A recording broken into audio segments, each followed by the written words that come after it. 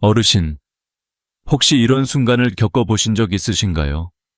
누군가의 한마디가 예상치 못하게 가슴 깊은 곳을 건드려서 그 말이 며칠이고 머릿속에서 떠나지 않는 경험. 제가 얼마 전 만났던 90살 어르신이 바로 그런 말을 제게 남겼습니다. 작은 체구, 단정한 단발머리, 조용하지만 단단한 눈빛. 그분은 처음 진료실 의자에 앉자마자 저를 똑바로 바라보며 아주 천천히 입을 열었어요. 선생, 나 같은 늙은이는 괜찮아. 근데 70 넘은 사람들한테는 꼭 해줘야 할 말이 있어요. 그 나이가 진짜 갈림길이거든. 순간 저는 마치 시간이 멈춘 것 같은 기분이 들었습니다.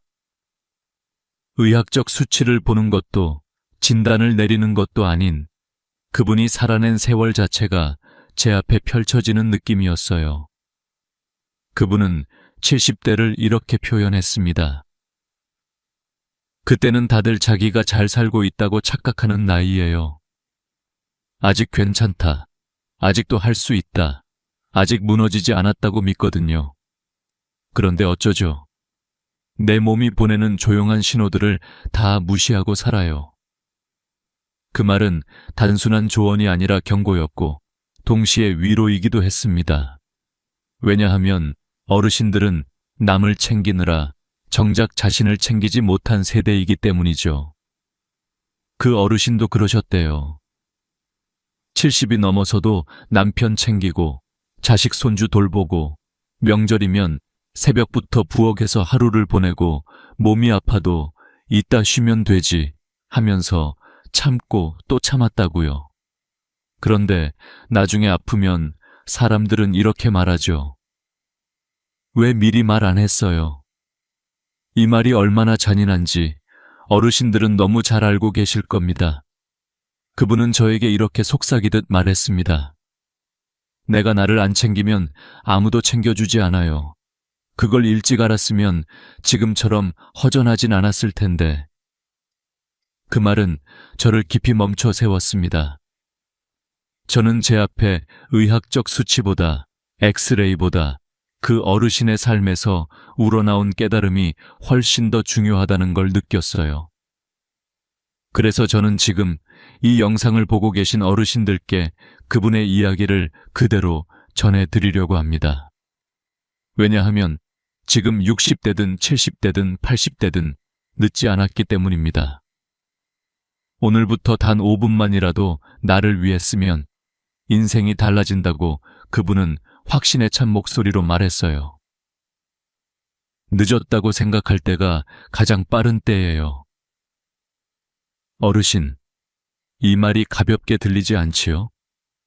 저 역시 그 순간 마치 미래를 미리 들여다본 듯 마음이 먹먹해졌습니다. 의료 데이터로만 보면 알 수 없는 인생의 진실. 병명으로는 설명할 수 없는 마음의 균열. 그 모든 것을 이미 지나온 사람이 남긴 조언에는 감히 어떤 의학 지식도 따라갈 수 없는 힘이 있습니다. 어르신들도 아마 잘 아실 거예요. 인생 후반부에는 몸보다 마음이 더 빠르게 무너지고 마음이 무너지면 몸이 따라 무너지는 그 순서를요. 그래서 오늘 이 이야기는 단순한 건강 조언이 아니라 앞으로 남은 삶을 어떻게 살아가야 하는지 알려주는 작은 등불 같은 시간이 되었으면 합니다. 어르신, 지금 이 순간에도 누군가는 나중에 해야지, 조금만 더 참자 라고 생각하며 자신을 뒤로 미루고 있을지 모릅니다. 그리고 바로 그런 마음이 우리의 70대, 80대, 90대를 결정합니다. 그 어르신은 마지막에 이렇게 말했습니다. 나도 80 넘어서부터 바꿨어요. 그런데도 달라지더라고요. 그러니까 지금 듣고 있는 사람들은 절대 늦지 않았어요. 제가 이 말을 왜 영상의 첫 부분에 넣었는지 아세요? 어르신이 남긴 마지막 문장이 너무 강렬했기 때문입니다. 사람은 오래 사는 게 어려운 게 아니라 나답게 사는 게 어려운 거예요. 그래서 이 영상은 바로 그 나답게 사는 법을 알려주는 여정이 될 것입니다. 그리고 지금부터 시작되는 6개의 이야기는 90살 어르신의 목소리와 제 경험, 그리고 수십 년간 어르신들을 진료하며 느껴온 깨달음이 함께 녹아있는 시간입니다. 어르신, 지금부터는 부디 천천히 그리고 편안하게 들으세요. 이 이야기는 바로 당신의 이야기이니까요. 어르신, 사람 나이가 60을 넘고 70을 지나 80에 가까워지면 몸이 보내는 신호와 마음이 보내는 신호가 아주 조용해지지만 더 명확해집니다. 그런데 여전히 많은 분들은 그 신호를 그냥 나이 드니 그렇지 뭐 하고 넘기곤 하시지요. 하지만 제가 90세 어르신께 들었던 말처럼 그 작은 신호들은 사실 우리 몸이 마지막으로 보내는 부탁 같은 것입니다. 지금이라도 나를 챙겨주세요. 이 말이 어쩌면 가장 절실한 조언일지도 모릅니다. 그래서 오늘은 어르신의 이야기를 조금 더 깊게, 조금 더 천천히, 그리고 그분의 목소리 그대로 담아 이어가 보려고 합니다. 그분은 이렇게 말씀하셨어요. 내가 살아보니까요, 몸은 갑자기 나빠지지 않아요. 천천히, 아주 천천히 무너져요. 그래서 더 무서워요. 저는 그 말을 들었을 때 의사로서, 그리고 한 사람으로서 마음이 턱 막히는 느낌이었어요. 우리 몸이 아프다고 소리치기 전에 이미 수십 번, 수백 번 작은 메시지를 보내고 있었던 거죠. 허리가 조금씩 무거워지고 아침에 일어날 때 무릎이 덜컥거리고 자꾸만 피곤하고 가슴이 자주 두근거리기도 하고 잠이 깊지 않게 오고 별것 아닌 일에도 마음이 쉽게 흔들리는 것들. 다 몸이 우리에게 건네는 작은 신호들이었어요. 이대로 가면 곧 무너져요. 마치 오래된 집이 삐걱거리는 소리를 내며 버티듯이요. 그 어르신은 70대 때 그 신호를 거의 무시했다고 했어요. 남편 밥, 아이들 돌봄, 명절 음식, 집안 살림, 제사 준비까지. 순간순간의 피곤함을 그냥 살다 보면 그렇지로 넘겼다고요. 그런데 문제는 그 작은 버팀이 쌓이고 쌓여서 어느 날 갑자기 무너지는 순간이 찾아온다는 거예요.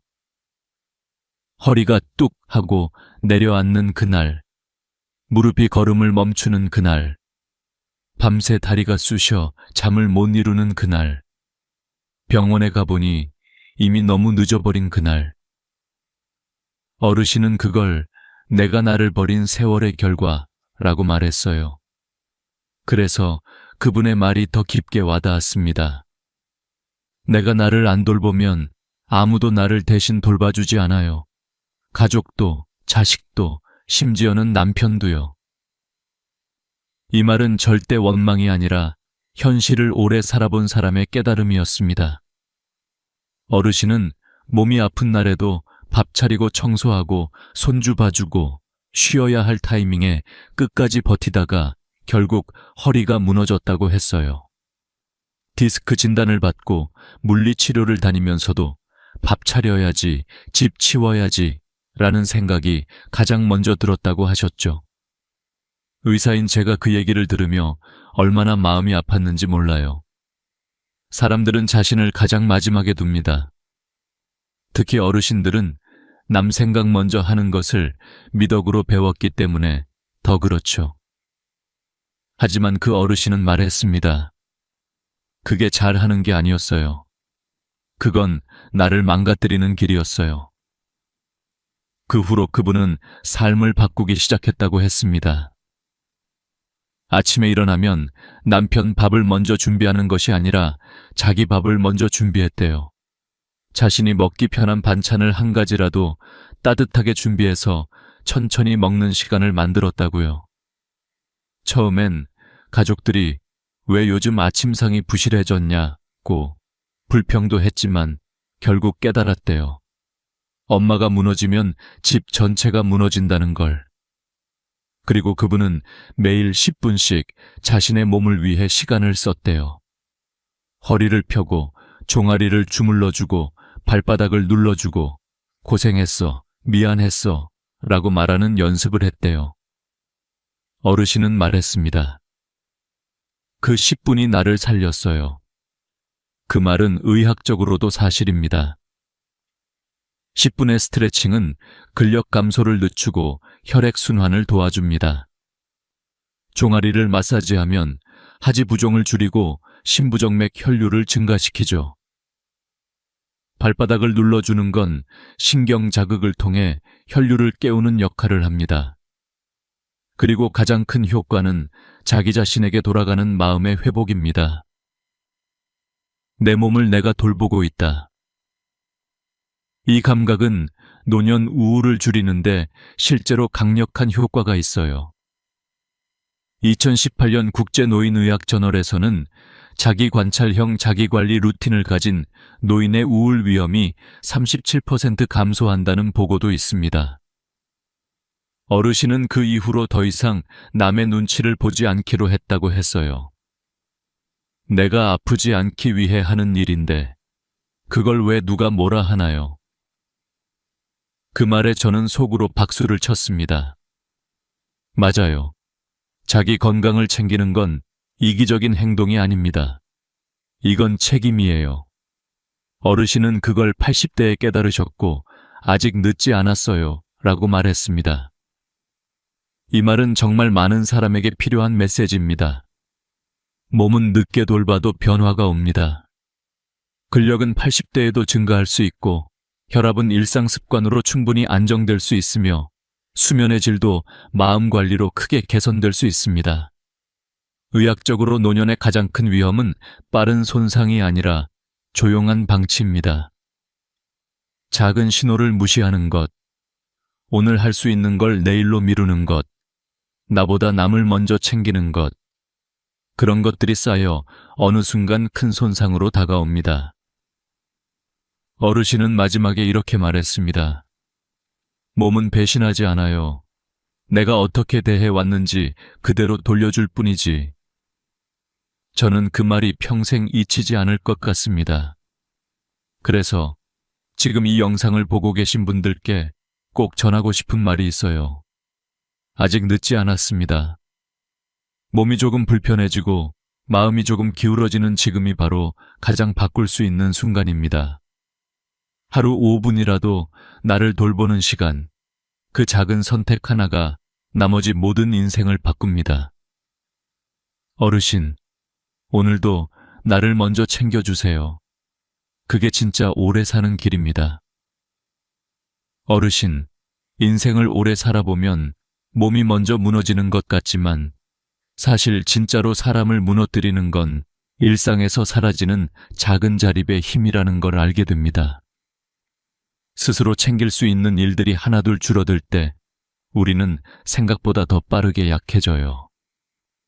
그래서 오늘 이 이야기는 단순히 생활 습관이나 건강 팁이 아니라 나이 들어도 무너지지 않게 해주는 작은 자립의 가치에 대한 이야기입니다.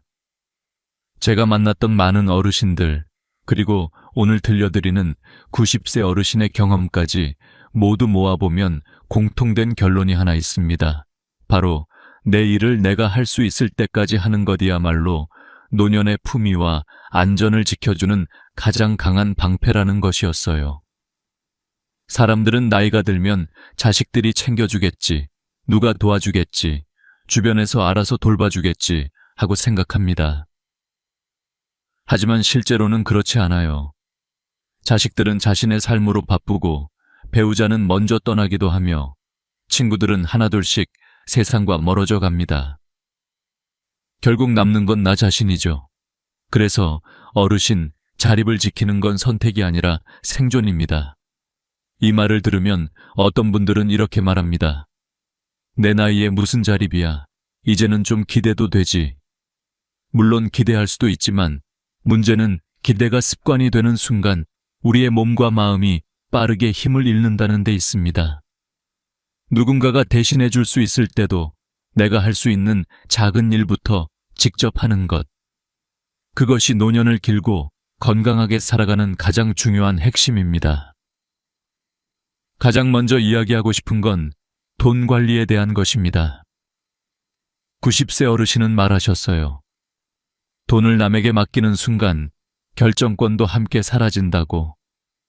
돈이 많고 적음을 떠나 내가 번 돈이나 내가 가진 재산을 직접 살피고 통장을 확인하고 공과금을 챙기는 행위는 단순한 계산이 아니라 내 삶의 주도권을 지키는 상징과도 같습니다.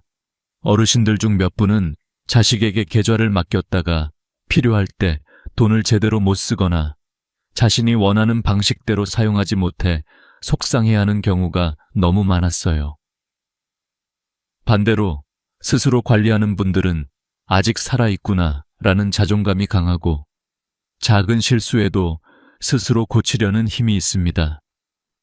실제로 한 연구에 따르면 노년층의 경제적 자립은 뇌의 판단력 유지와 깊은 관련이 있다고 합니다. 돈의 흐름을 스스로 파악하는 행동이 뇌신경을 활성화시키고 기억 유지 능력을 높여준다고 해요. 작은 지출 하나를 스스로 결정하는 것, 카드를 확인하는 것조차도 뇌를 젊게 만드는 활동이라는 것입니다. 그래서 어르신, 머리가 조금 느려졌다고 스스로를 탓하지 마세요. 천천히라도 직접 확인하고, 직접 눌러보고, 직접 계산해보는 그 과정이 바로 뇌를 지키는 최고의 운동입니다. 두 번째는 일정 관리입니다. 병원 진료 날짜, 약 복용 시간, 생필품 구매 일정, 집안일 계획. 이런 작은 스케줄을 스스로 챙기는 것이 노년의 독립성을 유지하는 가장 중요한 습관입니다. 어떤 분들은 달력을 큰 글씨로 적어 놓기도 하고, 어떤 분들은 스티커를 활용하거나 색깔 표시로 구분하기도 해요. 방법이 중요한 것이 아니라 내가 챙긴다는 마음이 중요해요. 제가 기억하는 82세 할머니 한 분은 늘 작은 공책을 들고 다니셨습니다. 공책에는 이번 주 병원, 손녀 생일, 약 먹는 시간, 장 봐야 할 것 같은 메모가 빽빽하게 적혀 있었어요. 할머니께 여쭤봤습니다. 이렇게 꼼꼼히 쓰시는 이유가 있으세요? 할머니는 웃으면서 그러셨어요. 잊어버리지 않으려고 쓰는 게 아니라 아직도 내가 나를 챙길 수 있다는 걸 잊지 않으려고 쓰는 거야. 참 멋진 말이었어요. 나이가 들면 잊는 것보다 내가 나를 챙기는 능력을 잊는 게 더 무서운 일일지도 모릅니다. 병원 예약 하나, 생일 기억 하나, 청소 날짜 하나. 이런 작은 것들을 챙기는 것이 결국 내 삶을 움직이는 힘을 유지해 줍니다. 세 번째는 일상 루틴입니다.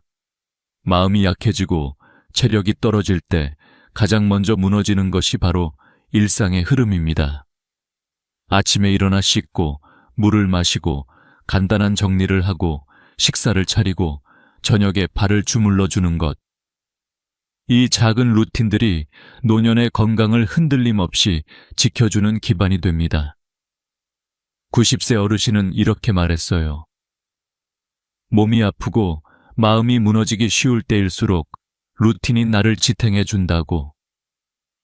실제로 의학적으로도 규칙적인 루틴은 뇌의 안정감과 심박수 조절에 큰 도움을 준다고 합니다. 루틴은 우리 뇌에 아직 괜찮다, 아직 움직일 수 있다는 신호를 보내주는 역할을 합니다. 특히 아침 루틴은 중요해요. 침대에서 일어나 햇빛을 맞는 것만 해도 노년층의 우울감 완화에 큰 효과가 있다는 연구도 있어요. 그리고 발바닥을 지압하거나 스트레칭을 하는 간단한 동작들은 혈액순환을 돕고 다리 근력을 유지시키는 데도 큰 역할을 합니다. 네 번째는 스스로 해내는 작은 성공 경험입니다. 예를 들어 김치 냉장고에서 필요한 걸 꺼내고 수건을 개고 화초에 물을 주고 차 한 잔을 끓여 마시는 것. 이런 일들은 누가 봐도 사소해 보이지만 실제로는 건강과 자립을 지켜주는 작은 승리입니다.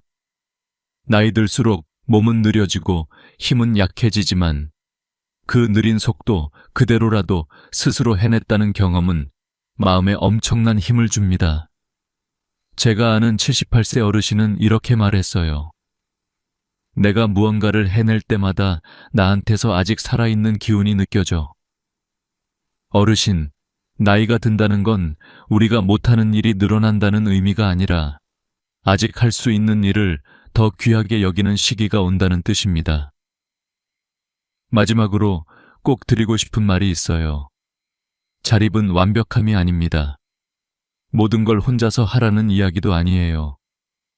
단지 내가 할 수 있는 만큼은 내가 한다는 마음입니다. 내 힘으로 할 수 없는 일이 생기면 도움을 받아도 됩니다.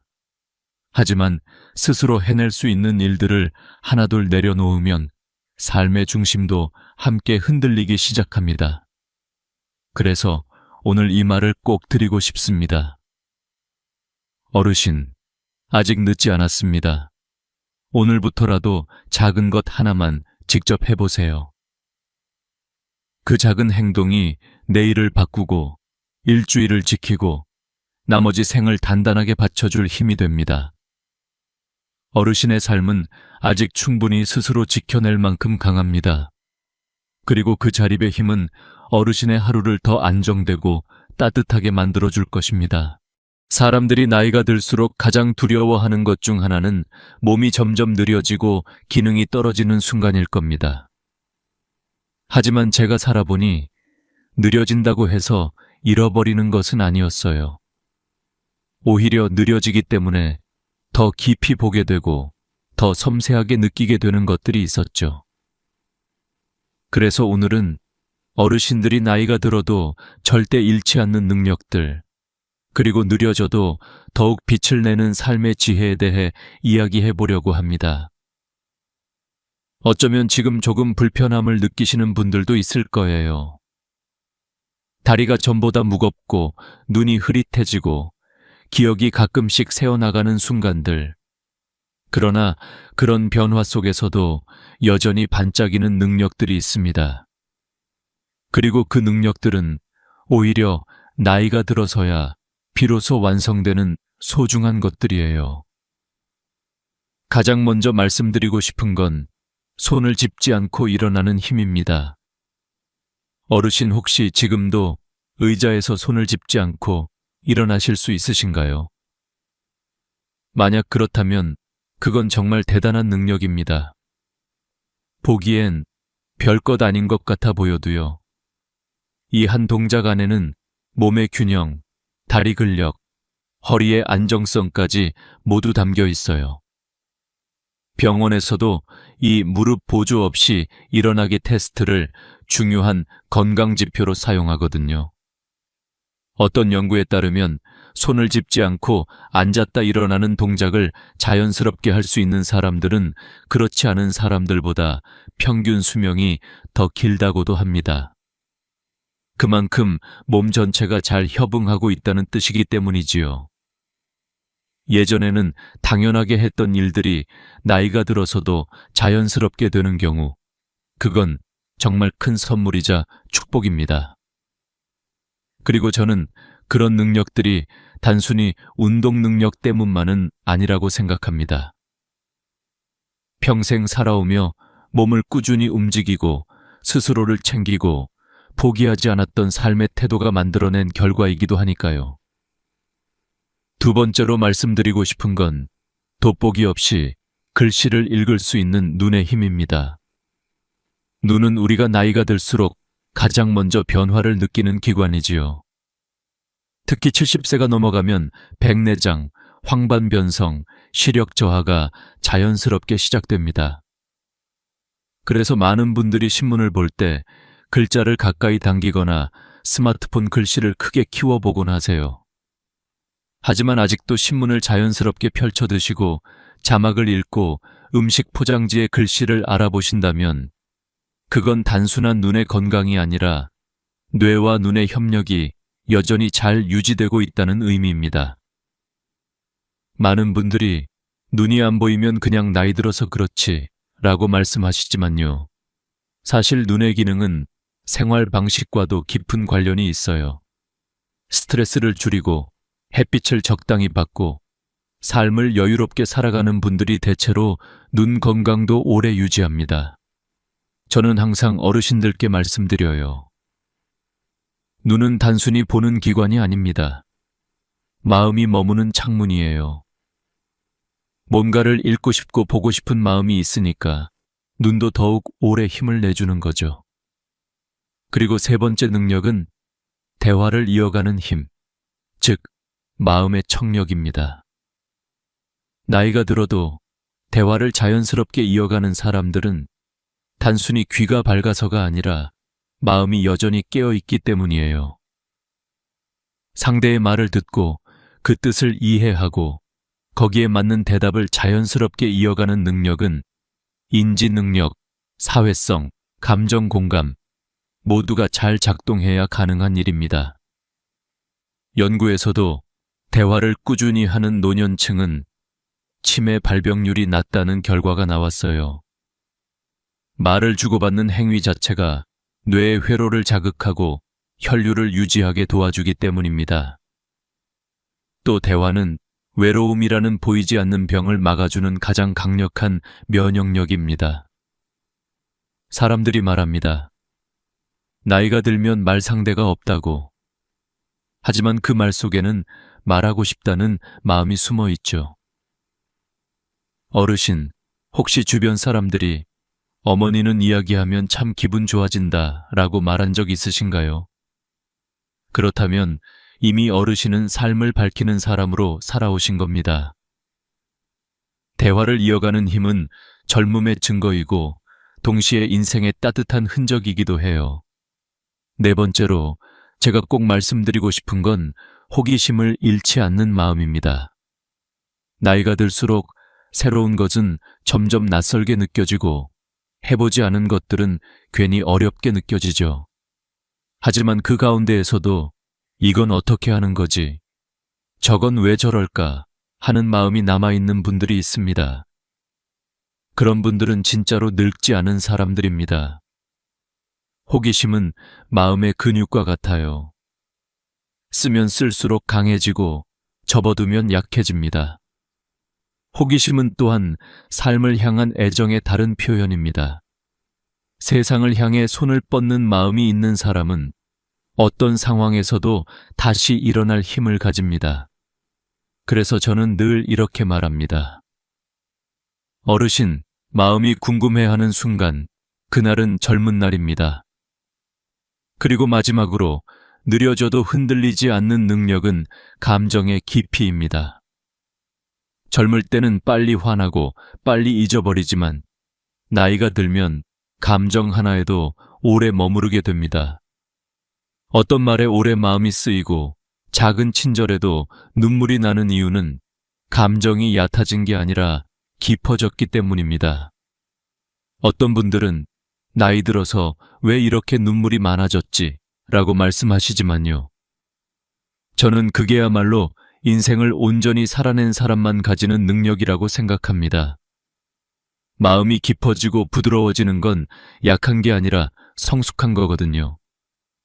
나이가 들수록 마음이 단단해지는 게 아니라 오히려 더 따뜻해지는 사람들, 그 사람이 바로 잘 늙은 사람입니다.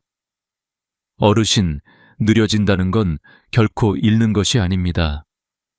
오히려 느려졌기 때문에 볼 수 있게 된 것들이 있고 더 정확하게 느낄 수 있게 된 것들이 있어요.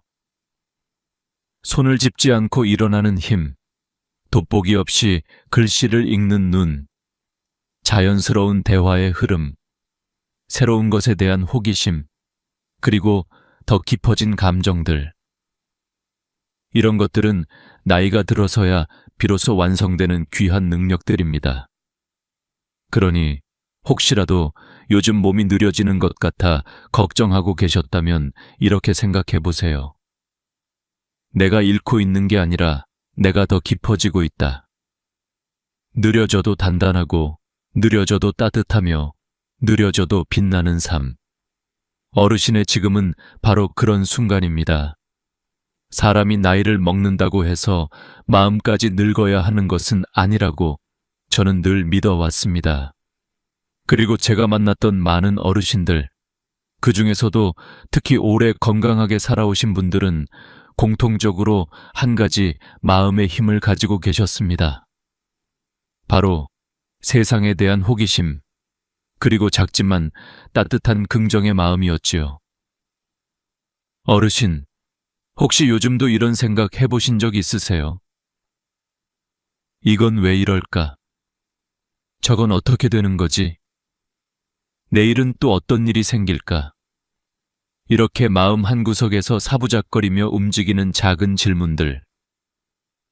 그 질문들이야말로 젊음의 마지막 불씨와도 같은 것입니다. 세상이 참 빠르게 변하죠. 스마트폰도 그렇고 은행 일도 전부 기계로 해야 하고 젊은 사람들 말투도 너무 빠르고 생소해서 따라가기 어려운 순간도 많을 거예요.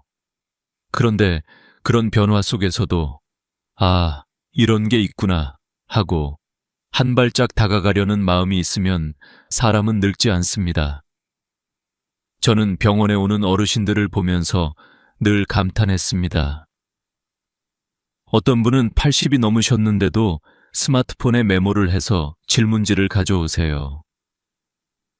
선생, 이건 왜 그런 거예요? 내가 잘 모르겠어서요. 또 어떤 분은 새로운 운동법이 있다고 들었다며 집에서 이거 해도 돼요?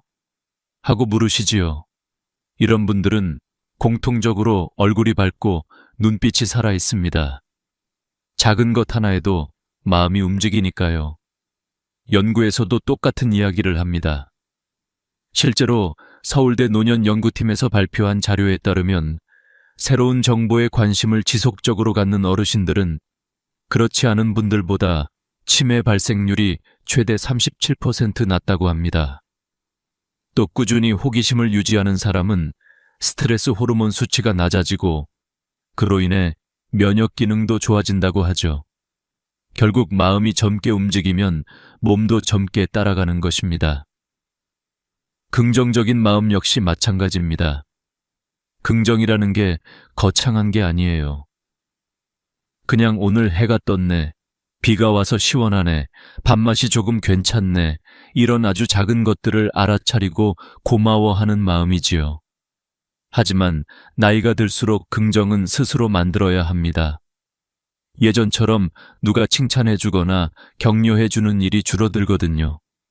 그래서 더더욱 마음의 방향을 스스로 잡아야 해요. 제가 만난 어느 할아버지는 84세인데 늘 이렇게 말씀하셨어요. 내가 오늘도 궁금한 게 있고 오늘도 고마운 게 있다는 건 내가 아직 안 늙었다는 증거야. 그 말이 저는 참 좋았습니다. 그분은 늘 주변 사람들에게 먼저 인사를 건네고 옆자리에 앉은 사람에게도 오늘은 기분 어떠세요? 하고 따뜻하게 말을 붙이셨어요. 그런 행동 하나가 스스로의 기분을 끌어올리고 상대의 반응이 또 힘이 되어 마음이 선순환을 만드는 것이지요. 어떤 어르신은 70대가 넘어서 처음 그림을 배우기 시작하셨어요.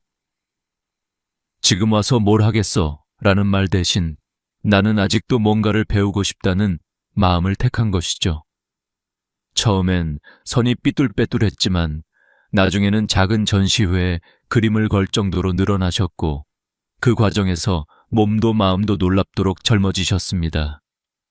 이유가 뭘까요? 그림을 잘 그려서가 아니라 새로운 세계에 스스로 마음의 문을 열었기 때문입니다. 마음이 움직이면 몸도 따라오고 몸이 움직이면 삶이 다시 빛을 되찾습니다. 혹시 어르신도 지치고 무기력해질 때가 있으셨나요? 아침에 눈을 떠도 아무것도 하고 싶지 않고 누가 오라고 해도 귀찮고 그냥 조용히 있고 싶을 때요. 그런 날이 있는 건 너무나 당연한 일입니다. 문제는 그 마음이 오래 머물러 버릴 때예요.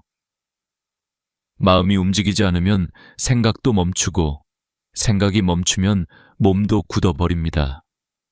그래서 하루 중 단 5분이라도 마음을 일으켜 세우는 시간이 필요합니다.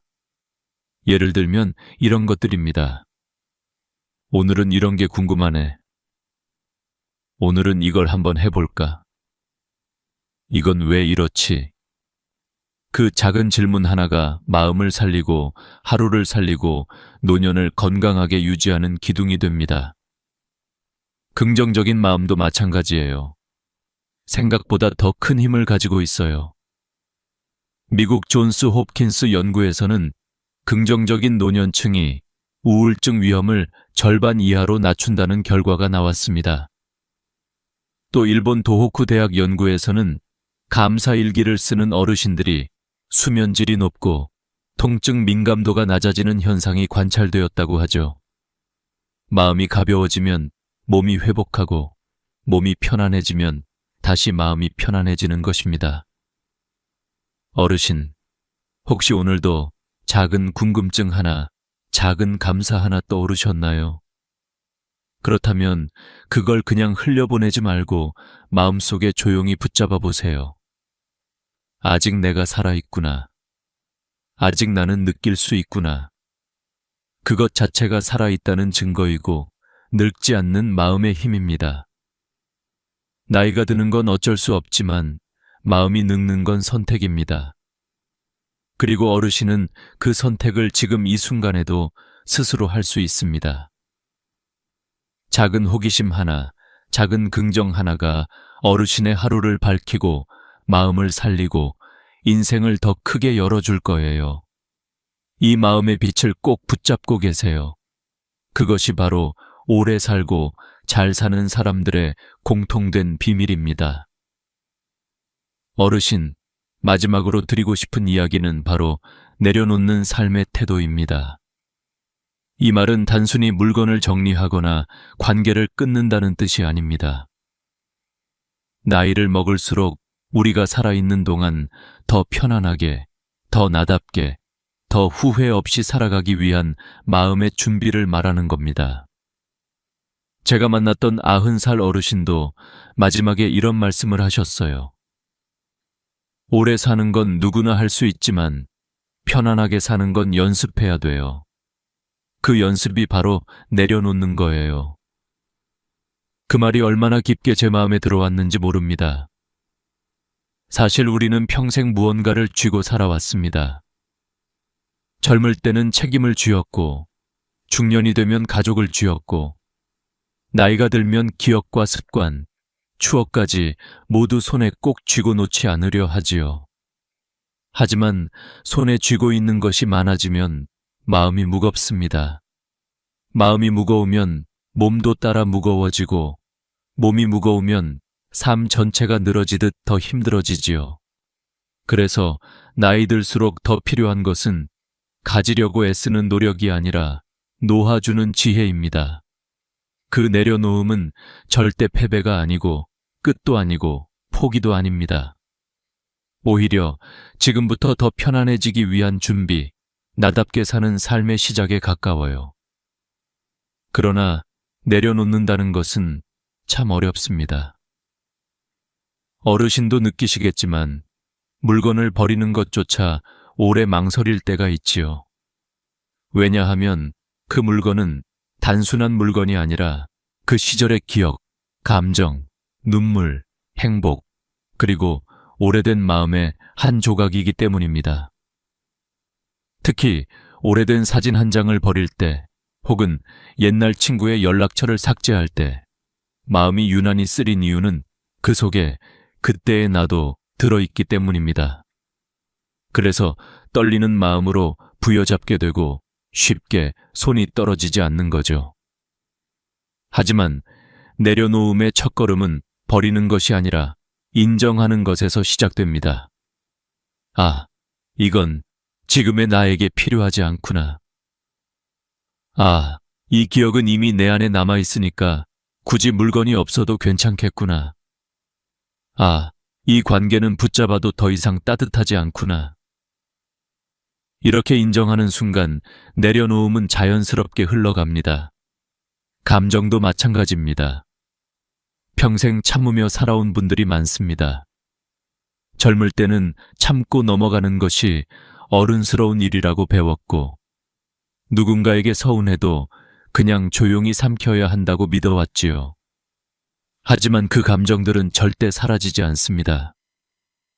겉으로는 멀쩡해 보여도 그 감정들은 몸속 깊은 곳에 가라앉아 병이 되고 답답함이 되고 무기력이 되기도 합니다. 그래서 감정을 내려놓는다는 것은 정말 중요합니다. 그건 누구에게 화를 내라는 말이 아니라 내 마음을 있는 그대로 바라보고 인정하라는 뜻입니다. 나 오늘 좀 힘들구나. 나 외롭구나. 나 서운했네. 이 한마디를 스스로에게 해주는 것만으로도 마음이 풀립니다.